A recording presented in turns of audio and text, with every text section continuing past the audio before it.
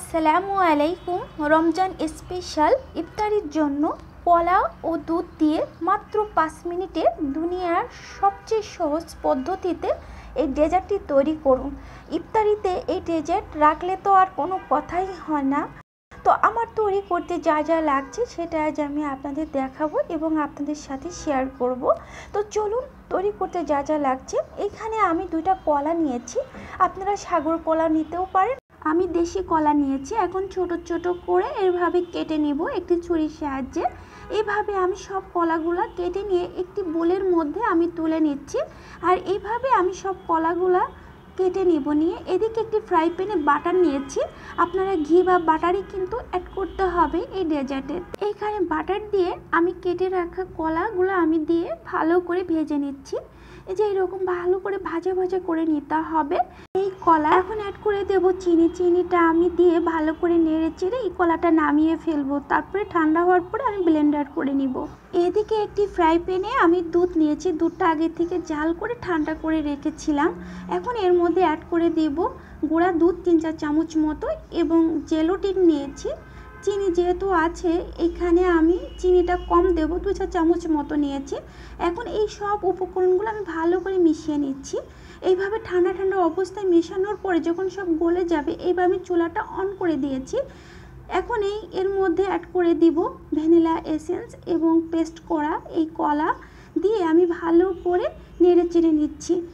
দেখেন ডেজার্টটা এইরকম কিন্তু ঘন হবে, বেশি ঘনও না আবার বেশি পাতলাও না। এটা আমি নামিয়ে এখন ঠান্ডা করে এর মধ্যে অ্যাড করে দেব স্ট্রবেরি কুচি। আপনারা যে কোনো ফ্রুটস দিলেই হবে।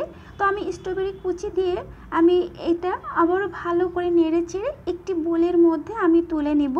তো একটি বোলের মধ্যে স্ট্রবেরি কুচি আমি দিয়ে দিচ্ছি।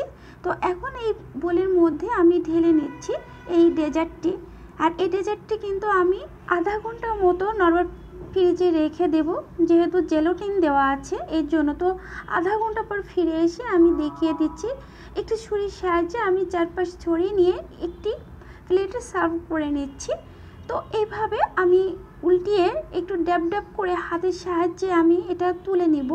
তো দেখেন এই বোলটা কতটা সুন্দরভাবে ক্লিন হয়ে উঠেছে, আমি দেখিয়ে দিচ্ছি দেখেন। আর একটি আঙুলের সাহায্যে আমি একটু চেক করে দেখাচ্ছি, দেখেন কত সুন্দর হয়েছে।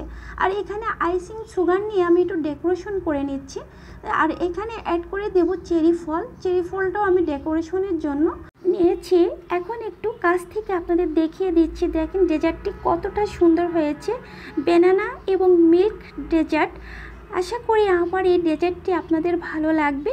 তো একটি ছুরির সাহায্যে আমি ডেজার্টটি কেটে দেখাচ্ছি যে দেখেন কতটা সুন্দর হয়েছে আর কতটা সফট। আপনারা ঝটপট ইফতারিতে এই ডেজার্টটি তৈরি করে ফেলতে পারেন।